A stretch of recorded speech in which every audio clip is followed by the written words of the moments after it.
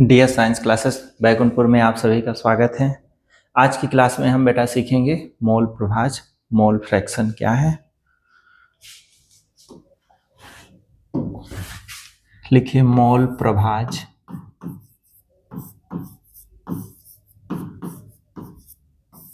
इसको बोलते हैं बेटा, एक और नाम है मोल अंश। मोल अंश कहें या तो मोल प्रभाज, इंग्लिश में बोलते हैं मोल फ्रैक्शन। तो देखिए मोल प्रभाज, मोल फ्रैक्शन है क्या। पहले हम एक चित्र की सहायता समझते हैं। एक पात्र है, इसमें भरा है विलयन। अब विलयन बेटा दो प्रकार के अवयव से मिलकर बनता है, विलायक से प्लस विलेय से। तो मोल प्रभाज में देखिए क्या होता है, किसी विलयन में उपस्थित जो घटक है, दो घटक होते हैं। विलयन के कितने घटक होते हैं? दो घटक। पहला घटक विलायक और दूसरा घटक क्या होता है? विलेय। तो मोल प्रभाज की परिभाषा है कि कोई विलयन है, उसमें उपस्थित जो विलेय विलायक हैं, इनमें से इनके मोलों की संख्या हम पहले देखेंगे। विलायक के मोलों की संख्या और विलेय के मोलों की संख्या, है ना। तो होता क्या है कि किसी विलयन में उपस्थित इन दोनों में से किसी एक घटक लें, चाहे हम विलायक लें चाहे विलेय लें, किसी एक घटक के मोलों की संख्या अब विलयन में उपस्थित कुल घटक के मोलों की संख्या के अनुपात को, बटे को हम क्या कहते हैं? मोल प्रभाज। शॉर्टकट में ऐसे समझें कि मोल प्रभाज क्या है। मोल प्रभाज, विलयन में दो घटक है, कोई एक घटक, चाहे हम ले लें विलायक के मोलों की संख्या बटे विलयन में उपस्थित कुल घटक, विलायक प्लस विलेय के मोलों की संख्या। दूसरा सूत्र इसी में ऐसे बन सकता है कि पहला घटक हम क्या लें? विलेय बटे नीचे क्या हो जाएगा बेटा? विलायक प्लस विलेय। तो इस सूत्र को क्या देख के बेटा सीख पा रहे हैं कि विलयन में उपस्थित जो दो घटक हैं, तो कोई एक घटक के मोलों की संख्या और विलयन में उपस्थित जो कुल घटक है, इन मोलों की संख्या के अनुपात को क्या कहते हैं? मोल प्रभाज कहते हैं।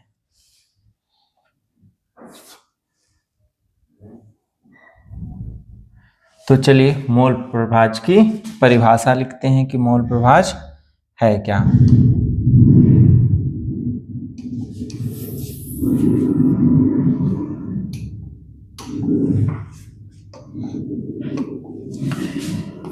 किसी विलयन में उपस्थित, किसी विलयन में उपस्थित एक घटक, अब एक घटक कौन कौन होगा? तो कोष्टक में लिखें विलायक या विलेय के मोलों की संख्या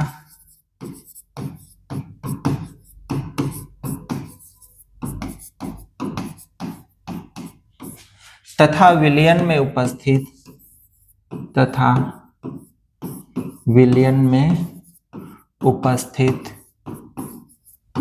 कुल घटक। अब कुल घटक की बारी आई तो विलेय प्लस विलायक होगा।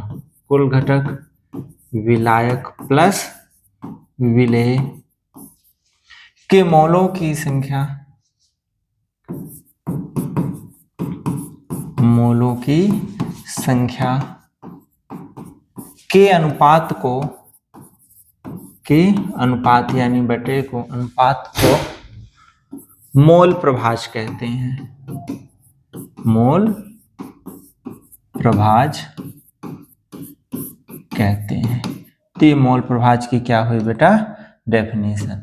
क्या कहा गया है? किसी विलयन में उपस्थित एक घटक, एक घटक में क्या होगा बेटा? विलायक लें या विलेय, इसके मोलों की संख्या तथा विलयन में उपस्थित कुल घटक, कुल घटक के लिए विलायक प्लस विलेय के मोलों की संख्या के अनुपात को ही क्या कहते हैं, मोल प्रभाज कहते हैं। मोल प्रभाज को कैपिटल एक्स से प्रदर्शित करते हैं। मोल प्रभाज को कैपिटल एक्स से प्रदर्शित करते हैं, ये भी ध्यान रखेंगे। अब इसमें मानेंगे कि विलयन के दो घटक हैं, तो जो दो घटक होते हैं तो विलायक और विलेय, तो पहला घटक विलायक है तो विलायक को हम कैपिटल ए से दर्शाएंगे और जो विलेय होता है इसको बी मानेंगे। तो माना, गणितीय व्यंजक निकालने के लिए माना किसी विलयन के दो घटकों में पहला घटक विलायक कैपिटल ए है तथा दूसरा घटक विलेय वो क्या है बेटा, कैपिटल बी है, और इनके मोलों की संख्या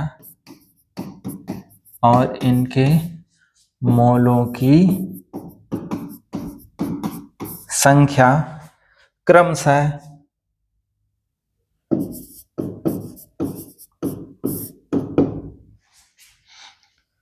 Na व Nb है।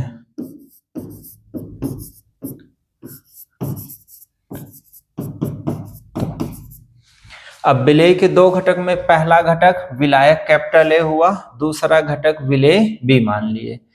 अब इनके मोलों की संख्या क्रमशः है बेटा, Na मोलों की संख्या को n से दर्शाते हैं और A क्या है, विलायक, तो विलायक के मोलों की संख्या Na और विलेय की मोलों की संख्या क्या हो गई, Nb। अब आप कहेंगे कि मोल की संख्या कैसे निकालेंगे, तो मोल की संख्या निकालने के लिए मोल संख्या बराबर क्या सूत्र होता है, मोल संख्या बराबर सूत्र होता है ग्राम में भार बटे अणुभार, है ना। तो जिसकी मोल संख्या निकालनी होगी उसका ग्राम में भार बटे अणुभार कर देते हैं, तो क्या आ जाता है, मोल संख्या। तो अब विलयन के दो घटक A और B हैं जिनके मोलों की संख्या क्रमशः क्या है, N1 व Na व Nb है। अब क्या करेंगे, तो मोल प्रभाज, अगर हमें विलायक का मोल प्रभाज निकालना है तो विलायक का मोल प्रभाज, तो मोल प्रभाज को तो बेटा किससे दर्शाते हैं, x से। अब विलायक है तो उसके लिए क्या लिखेंगे, x से। विलायक का मोल प्रभाज x से बराबर क्या हो जाएगा, विलायक के मोलों की संख्या बटे कुल घटक विलेय धन विलायक। तो विलायक के मोलों की संख्या कितनी है बेटा, Na/Na प्लस Nb, ये विलायक के मोलों की संख्या बटे कुल घटक विलायक प्लस विलेय की मोलों की संख्या। जब विलेय का मोल प्रभाज ज्ञात करना होगा तो विलेय का मोल प्रभाज, तो विलेय का मोल प्रभाज बेटा, तो मोल प्रभाज को x से दर्शाते हैं, विलेय क्या है, b है।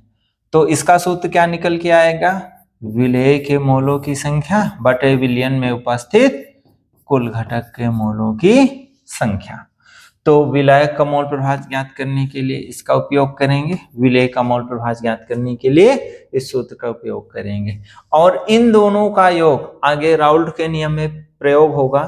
तो बताएंगे कि चूंकि विलयन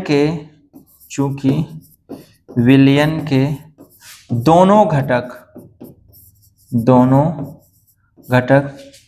के मोल प्रभाज का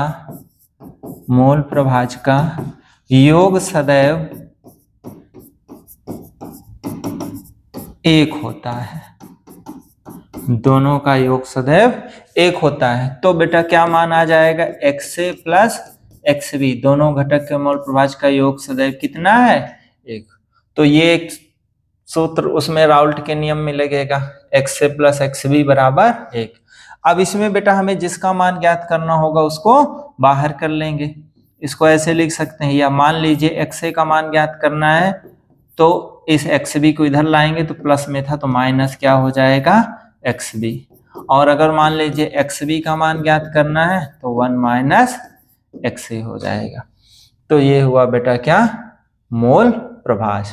मोल संख्या कैसे निकालेंगे, इस सूत्र से, ग्राम में भार बटे अणुभार की सहायता से।